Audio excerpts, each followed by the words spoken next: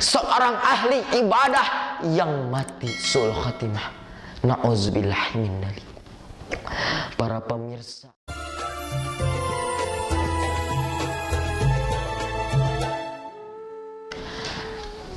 Assalamualaikum warahmatullahi wabarakatuh.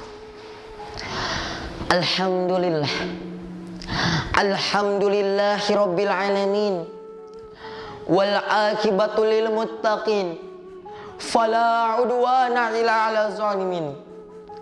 Wassalatu wassalamu ala nabiyil mursalin, imamil muttaqin, sayyidina wa maulana Muhammadin wa ala alihi wa sahbihi ajma'in. Amma ba'du.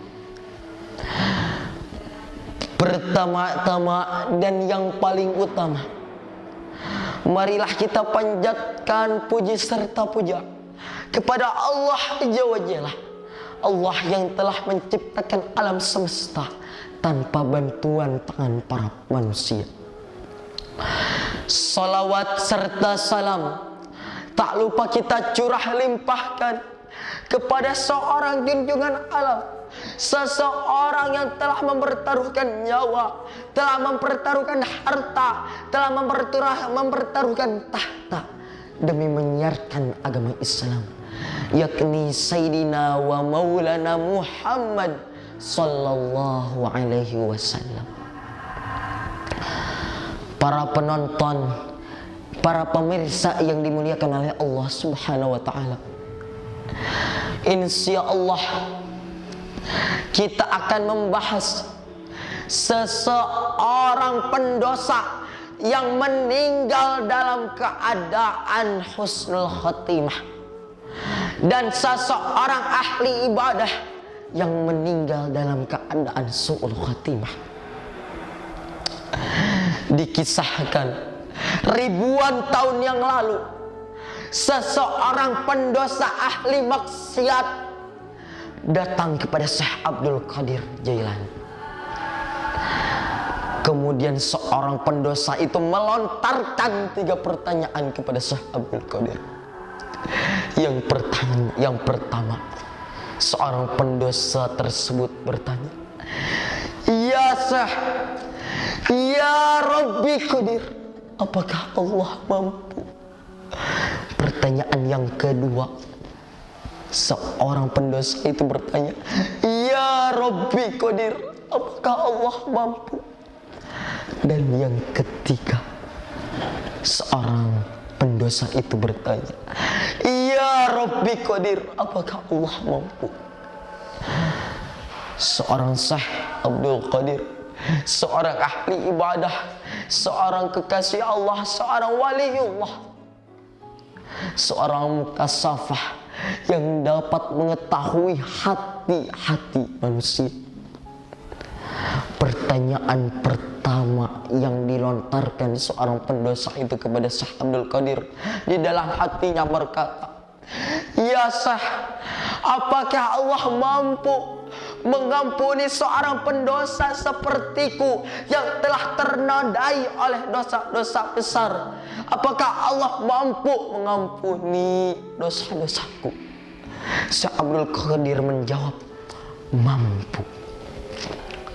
Pertanyaan yang kedua, seorang pendosa itu berkata, "Ya Syekh, apakah Allah mampu menjadikan seorang pendosa sepertiku menjadi wali sepertimu?" Yang ketiga, seorang pendosa itu pun berkata, "Ya Syekh, apakah Allah mampu menjadikan seorang wali sepertimu menjadi seorang pendosa sepertiku?" Syekh Abdul Qadir dalam sejenaknya, dalam batinnya menangis sambil menjawab, "Mampu."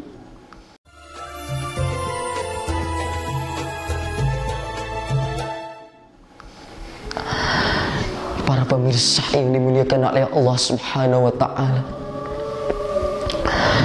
seseorang wanita pelacur, seorang wanita pezinah yang terjebak di medan, di padang pasir yang sangat kering, yang membuat haus dahaganya sangat kering tenggorokannya. Ketika seorang wanita itu menemukan sumur dan mengerek air untuk membawa air yang ingin diminumnya, seorang wanita itu melihat seekor anjing yang lemah, yang haus karena kekeringan, dan air yang ingin diminumnya diberikan kepada seekor anjing tersebut. Dan pada seketika itu seseorang wanita itu meninggal, dan meninggal dalam keadaan husnul khotimah. Meninggal dalam keadaan husnul khotimah.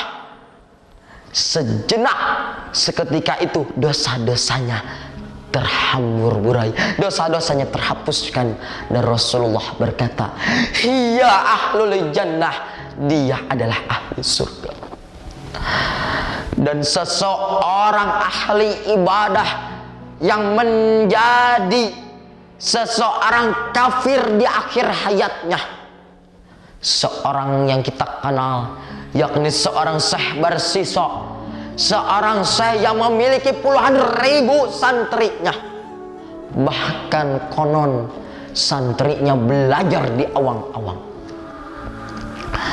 Ketika seorang Syekh Barsiso yang ahli ibadah sedang beribadah di hadapan Allah, beliau melihat seseorang yang ibadahnya sangat khusyuk, yang ibadahnya mengeluarkan air mata.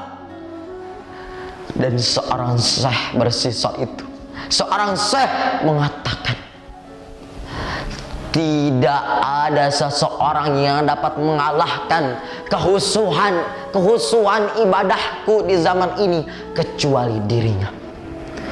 Syekh Barsiso pun bertanya kepada seorang yang sedang beribadah itu, "Hei fulan, dosa apa, hal apa yang membuatmu ibadah sangat khusyuk sampai mengalahkan ibadahku?" Seorang itu menjawab, "Kamu lakukan dosa agar kamu dapat menikmati manisnya ibadah karena menyesali dosa-dosamu." Kata Syekh Barsiso, "Tidak. Coba kamu membunuh seseorang." Syekh Barsiso menolak, "Tidak, itu adalah maksiat yang sangat besar." Kemudian ditawarkan lagi, "Coba kau berzina." "Tidak, itu adalah dosa yang sangat besar."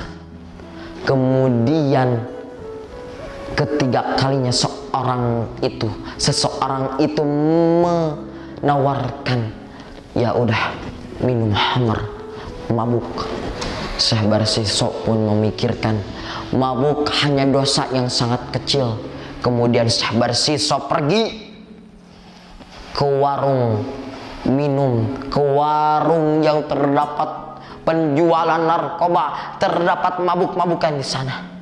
Syekh Barsiso meminumnya, dan Syekh Barsiso hilang akal. Syekh Barsiso akalnya telah dikendali oleh setan, dan seorang penjual wanita yang menjual arak tersebut dizinahi oleh Syekh Barsiso.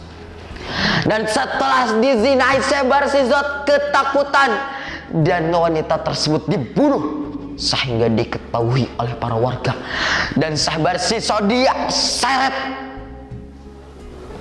ke tengah-tengah banyak ramainya orang, ke tengah-tengah di sana banyaknya santri-santrinya yang melihat. Kemudian Syekh Barsiso disiksa sampai Syekh Barsiso tidak mampu lagi untuk berdiri tegak. Ketika itu iblis ketawa, "Hai Syekh Barsiso, jika engkau ingin selamat dalam hukumanmu, maka sembahlah aku." Kemudian Syekh Barsiso berkata, "Bagaimana aku menyembahmu ketika tanganku sedang dipincang, ketika aku sedang disiksa? Cukup tundukkan kepalamu kepadaku dan niatkan engkau menyembah kepadaku."